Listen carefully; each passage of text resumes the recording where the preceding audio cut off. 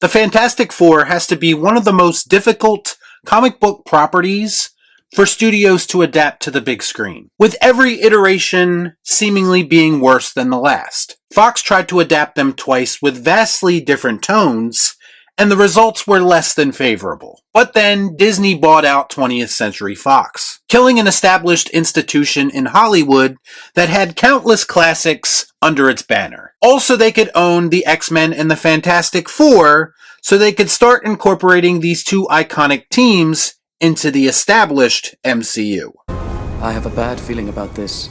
It's now been years since that acquisition has taken place, and yet only now are we starting to see projects with those properties starting to take shape at Disney Marvel. However, the new Fantastic Four reboot has already hit some hurdles along the way. And I wouldn't expect anything less from a creatively bankrupt entity like this studio has proven to be.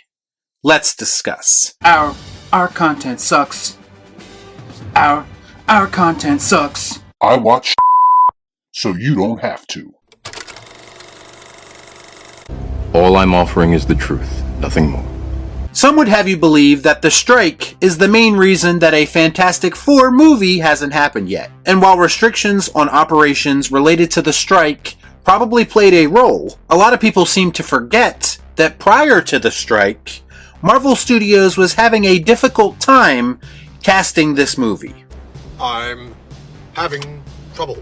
And not because they couldn't find the right people they wanted for the roles. It's because every single big star that they offered a role to reportedly turned them down. Now, I know a lot of people like to dismiss the things that I say by just calling me a Marvel hater. But as I always respond to that, valid criticism is not hate, and we need to learn the difference. Some people see an obvious dip in quality in current MCU projects, and some people just choose to remain blissfully ignorant and accept whatever they are given. They tell you all the time what to do, what to think, what to feel.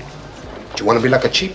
Bah, bah. My issue with all of this has always been, if Marvel Studios is so great at telling stories, why do so many talented people come out afterwards and talk about how unfulfilling it is to work for Marvel? Robert Downey Jr. recently admitted, while filming Oppenheimer, he was a little concerned that he couldn't act properly anymore because of his extended time working on Marvel films.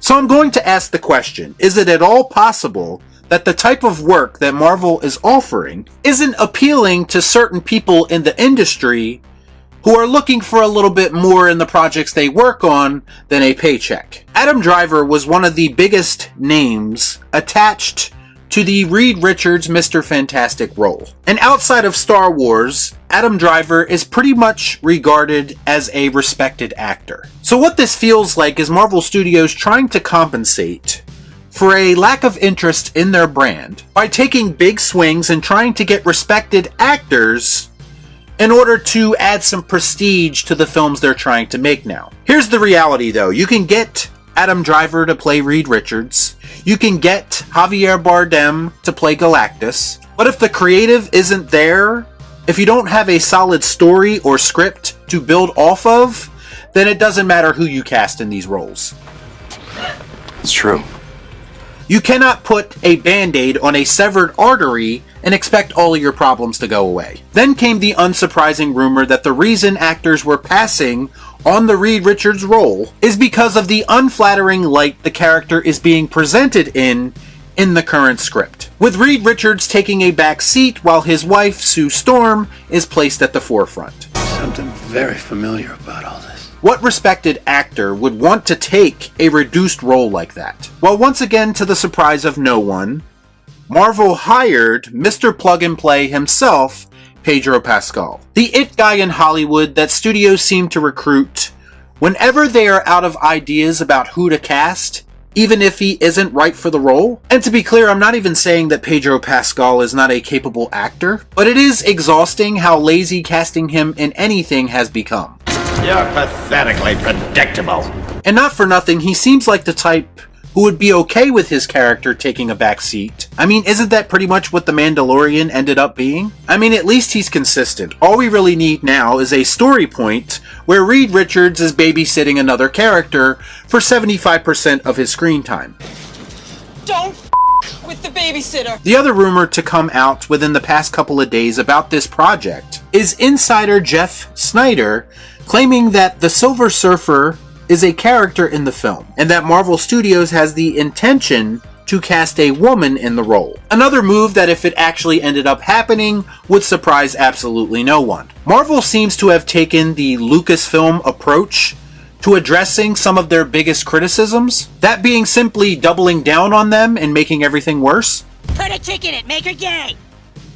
I mean, when South Park makes an entire episode about this compulsion that Disney has to gender swap certain roles, at that point you know it's not just a theory anymore, it's pretty much generally accepted. If you need even further proof of that, the clueless one herself, Grace Randolph, has acknowledged Marvel Studios' apparent desire to prove all of its critics right. Now, I'm sure you've heard the term MCU. It's being used by some fan communities. And yes, the term is extremely offensive, but it's also becoming undeniably true. Of course, you have the apologists out in full force talking about these deep-cut variants in the comics from alternate realities where Silver Surfer was once a female. When it comes to supporting a narrative, all of a sudden everyone is a comic book expert. But as usual, this is all deflection and people making excuses for Marvel's lack of creativity. If fool me, we can't get fooled again.